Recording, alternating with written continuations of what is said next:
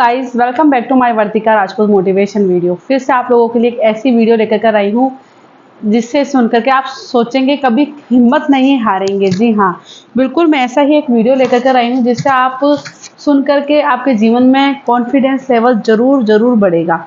तो वीडियो को एंड तक ज़रूर देखें, क्योंकि ऐसी मैं हमेशा वीडियो आप लोगों के लिए लेकर कर आती हूँ जिससे सुन करके आप लोगों के मैं ये सोचती हूँ कि मेरे छोटे छोटे जो ये वीडियो है, ये मोटिवेशन के, ये आप लोगों के जीवन के अंदर कुछ ना कुछ छोटा मोटा परिवर्तन कर ले। और ये नहीं है कि जीवन में सुख और दुख, संघर्ष, कठिनाइयाँ, ये सिर्फ एक इंसान नहीं, जीवन में चाहे कोई भी हो, हर किसी के सामने ऐसी परिस्थिति आती है।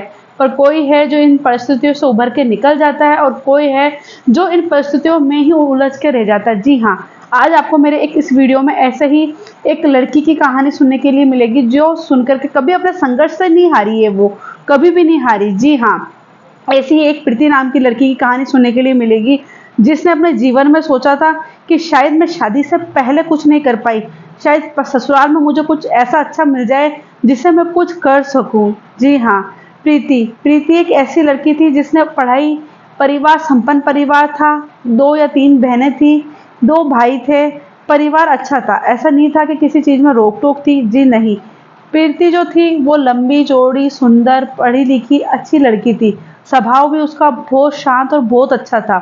जो प्रीति थी, इनके पिताजी ने, हर माँ बाप का मैं बोलती हूँ कि वही चीज़ होती है कि अपनी बच्ची के लिए अच्छा सा रिश्ता देखे, अच्छा सा मतलब सोचे कि बस हम हमारी बेटी के लिए कोई चीज़ की कमी ना छोड़े। जी हाँ, हर एक माँ बाप ऐसे ही सोचेंगे। प्रीति ने बीए किया, बीए करके बीए एमकॉम भी किया, आगे जा कर के बहुत अच्छी पढ़ाई करी उन्होंने, क्योंकि उसने ये सोचा कि अगर मैं सरकारी नहीं तो मैं प्राइवेट नौकरी तो लग ही जाऊंगी। प्रीति की शादी बहुत अच्छे परिवार में करी जाती है, जहाँ पे बहुत ही छोटा परिवार होता है, 2 भाइयों का परिवार होता है। बड़े भाई के साथ में प्रीति की शादी कर दी जाती है। जो पति होता है वो भी बहुत मतलब अच्छे सरकारी नौकरी के ऊपर होता है और उनकी खुद की घर की स्कूल भी होती है। जी हाँ, पर उसको ये नहीं पता था कि उसके ससुराल वाले कैसे निकल जाएंगे। बिल्कुल भी प्रीति को ये चीज़ नहीं पता थी और प्रीति की जो शादी थी वो कर दी जाती है। प्रीति ने सोचा कि पढ़ा लिखा परिवार है, जिनके खुद के स्कूल है, तो फिर मुझे क्या दिक्कत है, मेरी सरकारी नौकरी लगे या नहीं लगे, मैं प्राइवेट टीचर की नौकरी कर लूंगी। और प्रीति ने सोचा पति की भी सरकारी नौकरी है, फिर तो किसी चीज़ की कोई कमी नहीं होगी। पर ये नहीं, इंसान को बाहर से देख के ये पता नहीं लगाया जा सकता कि उनकी सोच कैसी है। प्रीति की जब शादी हुई तो पिताजी ने दहेज में अल्टो गाड़ी दी और अच्छा पूरा दहेज दिया।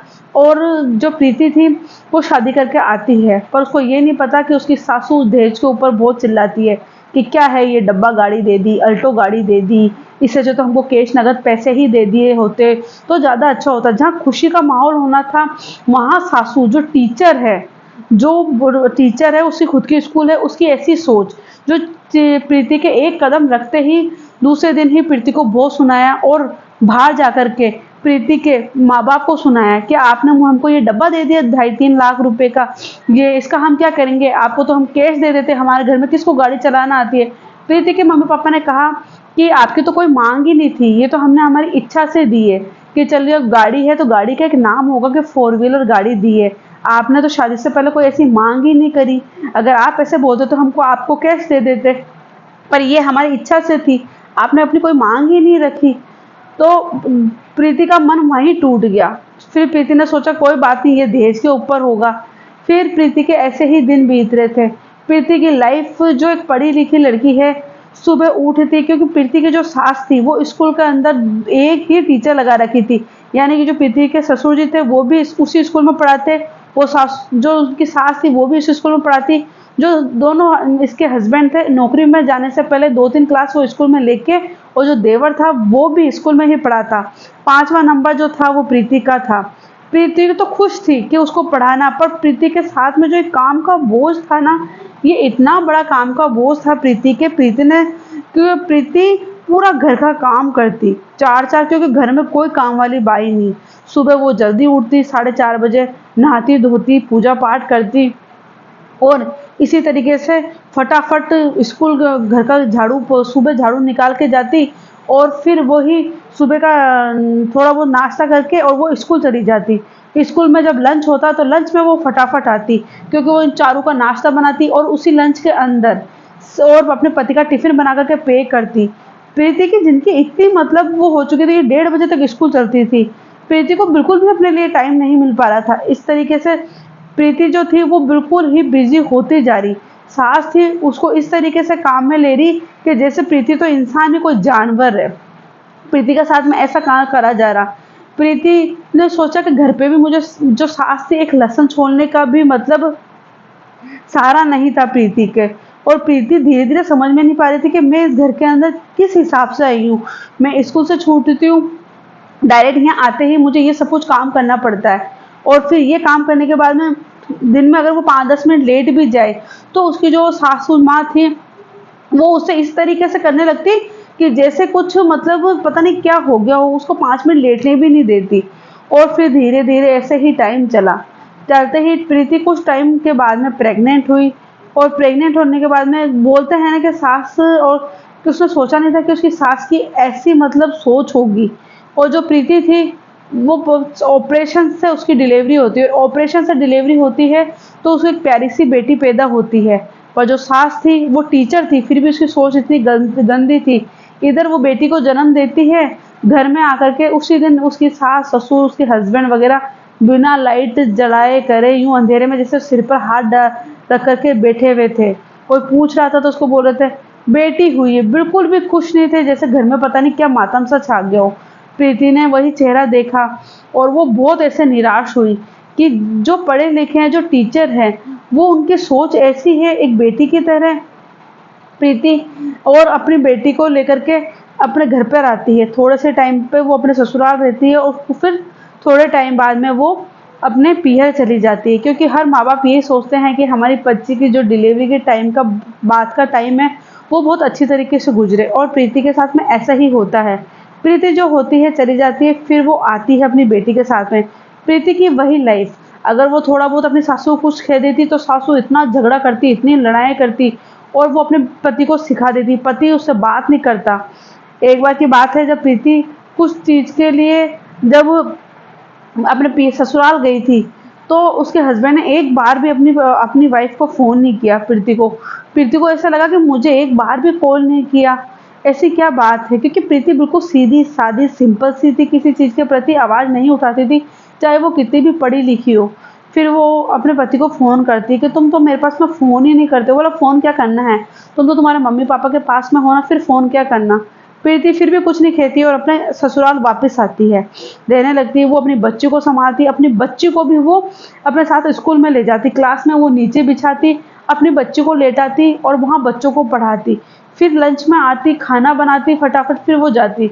उसकी ज़िंदगी फिर भी उसको किसी चीज़ का कोई जश्न नहीं, कुछ भी नहीं।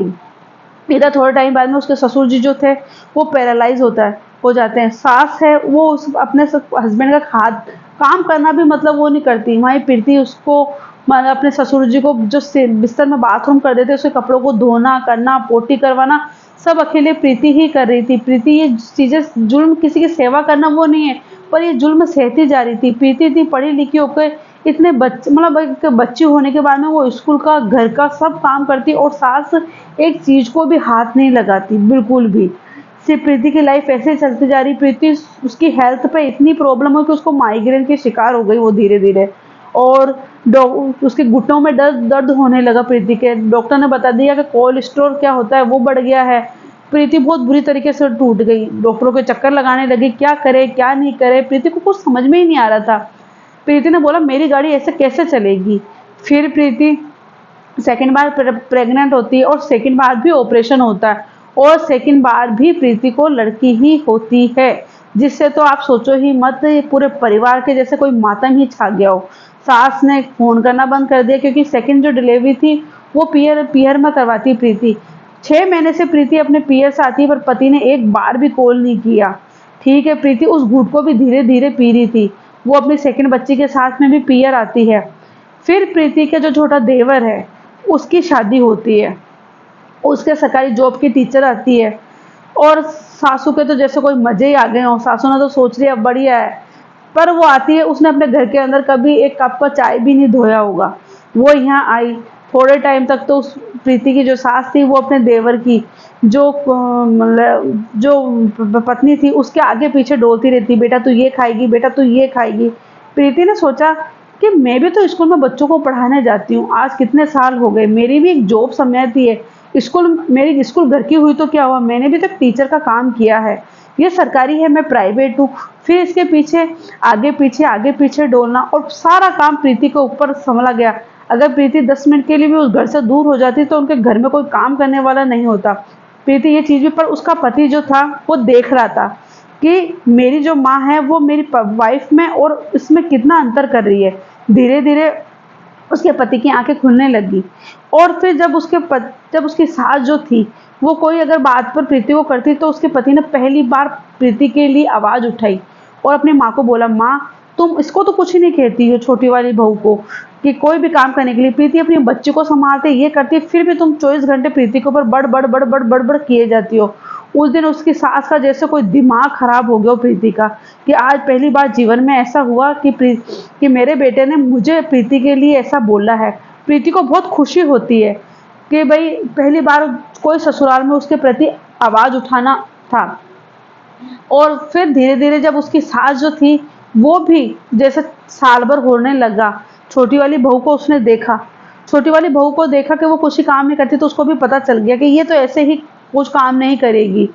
और फिर वो वही बर्ताव जो प्रीति के साथ करती थी वही बर्ताव वो छोटी वाली के साथ करने लगी। पर छोटी वाली थी वो बिल्कुल इन चीज़ों को सहन करने वाली नहीं थी। उसने पलट के अपनी सास को जवाब दिया कि तुम आप है ना जैसे बड़ी बहू के साथ करती हो वैसे मेरे साथ नहीं करोगी, बिल्कुल भी मैं करने वाली नहीं हूँ, मैं ऐसे नहीं होता, मैंने कभी ये करी नहीं है। वहाँ प्रीति की सास सोचने लग जाती है। पर प्रीति की सास की वही फिर प्रीति ने ठान लिया कि अब मैं अपने ऊपर कुछ ना कुछ कदम उठाऊंगी, मैं जिंदगी भर ऐसे थोड़ी चलती रहूंगी, मैं इतनी पढ़ी लिखी इतनी सब कुछ और मैं कुछ ही नहीं कर सकती। वो अपने पति को बोलती है कि मैं बच्चों को संभालती हूँ, स्कूल का काम करती हूँ, स्कूल में पढ़ाने जाती हूँ, आप कम से कम एक झाड़ू पोछे वाली तो रखें ताकि मैं बच्चों को अच्छी तरीके से कर सकूँ। फिर जो प्रीति का जो हस्बैंड थे उन्होंने बोला ठीक है, उसने झाड़ू पोछे वाली रखी जिससे प्रीति को बहुत सहारा मिला। और पर प्रीति कभी इन चीज़ों से घबराई नहीं। एक आप सोचिए, एक लड़की घर में आती है, स्कूल को संभालती है, घर का काम करती है, बच्चों को संभालती है, ये किसी के लिए बोलना बहुत आसान हो जाता है, पर सच बताओ ना जिंदगी में ये चीज़ बहुत कठिन है। एक औरत के लिए एक नौकरी से भी मतलब ज़्यादा ये कठिन हो जाती है ये चीज़ करना। और फिर प्रीति इसी तरीके से अपने जब उसके पति देखते गए तो फिर प्रीति के पति ने बोला कि तुम एक काम करो, तुम है ना स्कूल में अच्छी तरीके से बच्चों को पढ़ाया करो और घर के लिए ये मैंने बाई रख दी है। फिर प्रीति ने अपनी दोनों बेटियों को उसी स्कूल में डाला और अपनी सास को बोल दिया बस मेरी अब 2 बेटियां हो गई है, अब मैं तीसरा बच्चा नहीं करूंगी, और 2 भी मेरे ऑपरेशन से हुई है, पता नहीं तीसरी भी मेरी लड़की हो जाए, पर मुझे बस अब 2 ही बेटियां करनी है, ये 2 बेटियां हो गई है, इसके अलावा मैं कुछ नहीं करूंगी। उसकी सास थी वो और सोच की थी, उसने बोला नहीं तुम्हें तीसरा बच्चा तो पैदा करना ही पड़ेगा। प्रीति ने इसके खिलाफ आवाज उठाई और उसके साथ में उसके पति ने दिया। प्रीति ने बोला अब मैंने बहुत सारी चीजें सहन कर ली है, अगर आप ऐसा करोगे तो मैं यहाँ से सब कुछ छोड़ छाड़ के अपने पिया चली जाऊंगी और मैं कुछ ना कुछ करने लग जाऊंगी, क्योंकि मैं पढ़ी लिखी हूँ, मैं कर सकती हूँ। मैंने बहुत टाइम तक आप लोगों की इतनी सब चीजें सहन करी, मैंने सोचा अब आप लोग हो, मैं बोलना नहीं चाहती थी पर आप लोग सुधरने का नाम ही नहीं ले रहे थे। इसी तरीके से फिर प्रीति ने घर बैठे अपने सिलाई का काम भी स्टार्ट किया धीरे धीरे, क्योंकि अब घर में काम करने वाली आने लगी थी और प्रीति को सिलाई भी बहुत अच्छी तरीके से आती थी। जो प्रीति की जो स्कूल थी उस स्कूल को उन्होंने जैसे होता है ना कि एक स्कूल को हटा करके किराए पे दे दिया पूरा, अब प्रीति थी वो फ्री थी।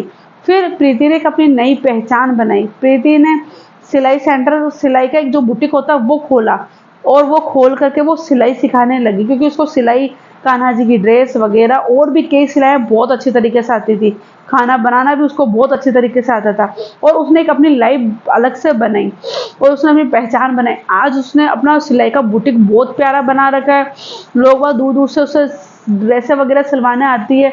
तो मैं आप लोगों को यही बोल रही हूँ कि जीवन में हर किसी का संघर्ष है, ऐसा नहीं कि औरतों के जीवन में भी संघर्ष है, नहीं, आदमियों के जीवन में भी संघर्ष होता है, पर जो सबसे ज़्यादा सामना करना पड़ता है वो लेडीज़ों को ही करना पड़ता है। तो हर चीज़ का सामना करना पड़ता है, हर चीज़ के खिलाफ आवाज़ उठानी पड़ती है। अगर आप लोग जब तक चुप रहोगे तब तक कोई भी आप लोगों को बस दबाता ही रहेगा, दबाता ही रहेगा। जिस दिन आप उसके प्रति एक बार आवाज़ उठा दोगे ना, जिंदगी में आपको कोई भी दबाने वाला नहीं रहेगा। वो समझ जाएगा कि ये हाँ, ये इंसान अपने अपने हिसाब से आवाज़ उठा सकता है, फिर वो आपको बार-बार नहीं दबाएगा। तो आपको मेरी ये वीडियो कैसी लगी? वीडियो अच्छी लगी हो तो वीडियो को लाइक, सब्सक्राइब, शेयर करें। फिर आप लोगों के लिए ऐसी ही एक वीडियो लेकर कर आऊँगी। जब तक के लिए नमस्ते, जय हिंद। फिर मिलते हैं एक न्यू वीडियो के साथ, किसी की जर्नी लेके। जब तक के लिए नमस्ते।